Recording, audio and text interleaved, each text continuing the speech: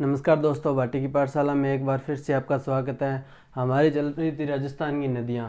राजस्थान की नदियों में हमने अरब सागर की नदियों के बारे में जाना और अरब सागर की पहली नदी थी लूणी नदी। आज हम बात करेंगे माही नदी के बारे में, ठीक है। तो चलिए स्टार्ट करते हैं। माही नदी को ये हमारा हो गया दक्षिणी राजस्थान, ठीक है। और ये हो गया हमारा डूंगरपुर ज़िला, और इसको मैं थोड़ा सा ऊपर कर लेता हूँ। यहाँ से ये वाला ये हो गया हमारा बांसवाड़ा, ये डूंगरपुर, और ये हो गया प्रतापगढ़, और ये हो गया उदयपुर, ठीक है। यहाँ पे एमपी में एक श्रृंखला है, यहाँ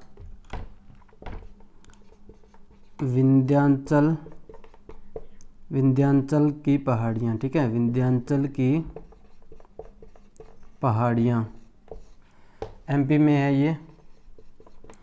यहाँ से ये एमपी के धार ज़िले में यहाँ पे है मेहंद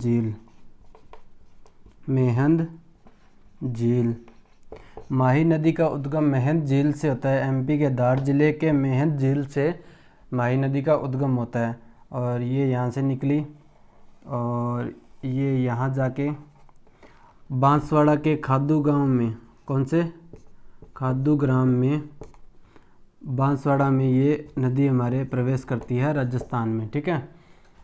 और यहाँ से थोड़ी सी आगे गई और यहाँ पे बांसवाड़ा में ही एक कागदी पिकअप का यहाँ पे निर्माण किया गया। कागदी पिकअप का ये निर्माण बेसिकली लिफ्टें लगाकर पानी को ऊपर उठाने के लिए किया गया, ठीक है। और इसके थोड़ा सा ऊपर चलते ही यहाँ पे एक माही बजाज सागर बांध का निर्माण किया गया है। माही बजाज सागर बांध किस बांध का निर्माण किया गया है? माही बजाज सागर बांध का, ठीक है। और ये हमारा बांध है बोरखेड़ा में।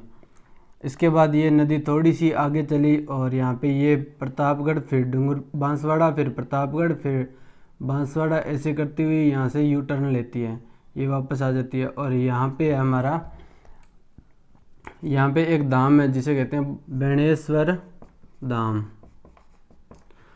इसको आदिवासियों का कुंभ माना जाता है, ठीक है। किसका कुंभ माना जाता है? क्योंकि इस क्षेत्र में ज़्यादा तो आदिवासी रहते हैं, तो इस क्षेत्र को आदिवासियों का कुंभ कहा जाता है। आदिवासियों का कुंभ, ठीक है। और यहाँ पे माघ पूर्णिमा को मेला भरता है। जो आदिवासियों का सबसे बड़ा मेला है वो बेणेश्वर धाम पे भरता है, ठीक है। थोड़ा से इससे आगे आई नदी और यहाँ पे एक मज़ार है जो है फ़खरुद्दीन की मज़ार, पीर फ़खरुद्दीन की मज़ार या दरगाह, ठीक है, दरगाह।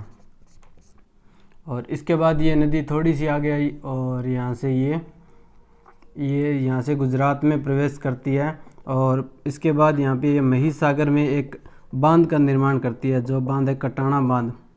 गुजरात में यह बांध बनाया गया जिसका नाम है कटाना बांध, ठीक है। और इसके बाद ये आगे चलकर ये खंबात की खाड़ी में गिर जाती है। खंबात की खाड़ी में गिर जाती है, ठीक है। ये हमारी होगी नदी, यानी कि इसका उद्गम हुआ मेहंद झील से, धार जिला, एमपी, विंध्याचल की पहाड़ियाँ। और यहाँ से निकली ये नदी, कौन सी नदी? माही नदी निकली और ये हमारे राजस्थान में खादू ग्राम से प्रवेश करती है। इसके बाद कागदी पिकअप बांध का निर्माण, फिर माही बजाज सागर बांध, और फिर ये प्रतापगढ़ और बांसवाड़ा की सीमा बनाती हुई आगे बढ़ती है। और यहाँ पे ये यू टर्न लेकर यहाँ पे एक बेणेश्वर धाम है जहाँ पे एक त्रिवेणी संगम भी बनता है, वो आपको बाद में बताएंगे। और फिर ये थोड़ा सा आगे चलकर यहाँ पे एक मज़ार है, पीर फ़खरुद्दीन की मज़ार, जो डूंगरपुर में है, ठीक है।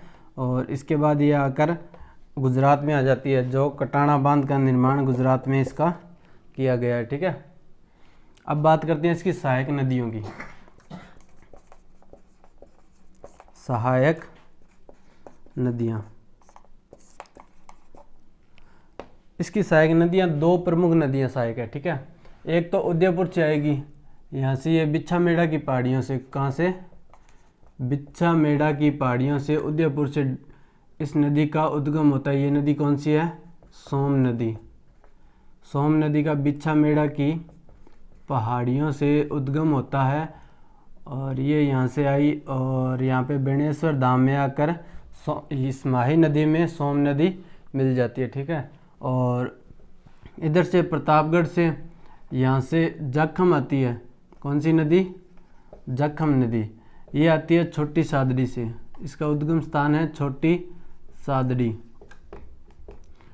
ये यहाँ से आई और ये थोड़ा सा ये ऊपर चली जाती है और फिर यहाँ पे आके ये बेणेश्वर से लगभग 1-1.5 किलोमीटर पहले मिल जाती है इससे। तो ये इसकी सोम की जाखम नदी होगी, जाखम की सहायक नदी होगी सोम। ठीक है, लेकिन इसको त्रिवेणी संगम माना जाता है। एक नदी आती है यहाँ से एमपी से, अनास। कौन सी नदी आती है? अनास। अनास नदी ये यहाँ से चली निकली और यहाँ से राजस्थान में प्रवेश किया और इसके बाद ये पीर फखरुद्दीन की दरगाह के थोड़ा सा बाद में आकर माही नदी में मिल जाती है। ठीक है, और एक इसकी नदी है चाप नदी, जो यहाँ बांसवाड़ा में उद्गम होता है और बांसवाड़ा में ये जाकर मिल जाती है। और एक इसकी सहायक नदी है मोरेन, जो यहाँ से डूंगरपुर में इसका उद्गम होता है और ये पीर फखरुद्दीन की दरगाह के पास जाकर मिल जाती है।